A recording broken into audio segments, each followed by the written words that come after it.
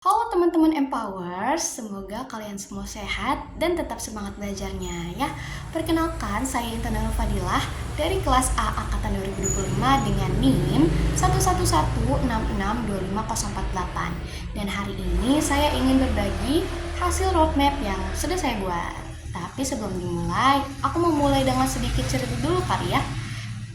Waktu masa COVID-19 dulu nih, aku sering banget lihat dokumentasi-dokumentasi relawan yang ada di berita pada saat itu. Setiap kali nonton, aku tuh selalu mikir, wah mereka tuh kayak keren banget ya. Suatu saat aku pengen deh jadi seperti mereka. Tuh. Nah, dari situlah aku mulai mantap memilih profesi pekerja sosial sebagai salah satu cita-cita atau profesi yang bakal aku pilih di masa depan. Nah, intinya pekerja sosial itu tuh seperti menolong orang lain supaya mereka juga mampu menolong dirinya sendiri. Ini ada istilahnya nih. Nah, istilahnya to help people to help themselves. Tapi tentu saja profesi ini pasti adanya tantangan. Misalnya yang pertama, masalah sosial yang makin kompleks dan bakalan berubah terus seiring berjalannya waktu. Selanjutnya, ada sumber daya yang terbatas, misalnya keterbatasan dana, dan juga terkadang ada masyarakat yang kurang ikut berpartisipasi gitu.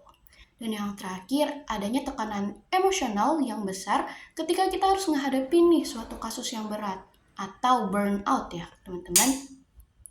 Karena itu pekerja sosial nih gak bisa hanya ngandelin sekedar empati, tapi harus ada keterampilan-keterampilan lain yang kuat. Nah, seperti hard skill nih, membutuhkan kemampuan riset dan juga analisis masalah sosial.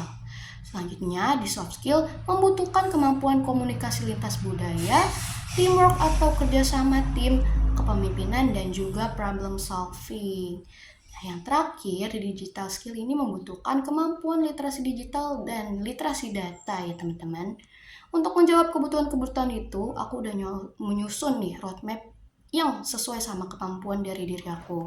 Dari sisi reskilling, aku mau mulai belajar hal-hal baru. Misalnya di hard skill ini kan ada teknik riset sosial ya. Nah, aku mau reskilling di bagian mixed method research atau penggabungan data kualitatif dan kuantitatif.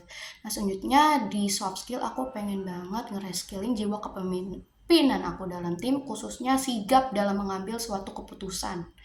Nah, yang terakhir ini di bagian digital skill aku mau reskilling penggunaan tools-tools lain gitu selain basic tools yang udah aku milikin. Sementara dari sisi upskilling aku juga ingin ngasah lebih dalam terkait metode riset kualitatif yang udah aku punya. Nah selanjutnya di soft skill aku pengen meningkatkan komunikasi aku khususnya di ranah formal ya, dan juga aku pengen upskilling jiwa sosial aku. Dan yang terakhir aku pengen upskill juga nih penggunaan aplikasi-aplikasi kolaborasi digital seperti Google Sheet dan juga basic tools yang udah aku milikin juga seperti Canva dan CapCut ya teman-teman.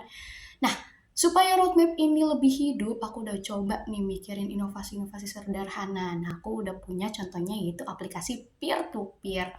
Nah, ini fungsinya tuh buat memetakan warga yang butuh bantuan saat adanya bencana gitu, melalui fitur penandaan lokasi dengan memanfaatkan aplikasi Google Maps ya. Nah, ini ada contohnya nih. Dan seterusnya nggak hanya itu, aplikasi ini buat juga jadi ruang berbagi pengalaman lewat forum-forum diskusi. Nah, jadi masyarakat bisa saling terhubung langsung nih.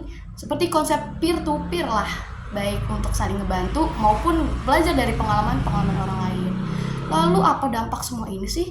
Jawabannya kembali ke satu hal, yaitu lifelong learning teman-teman. Karena masalah sosial nggak akan pernah berhenti.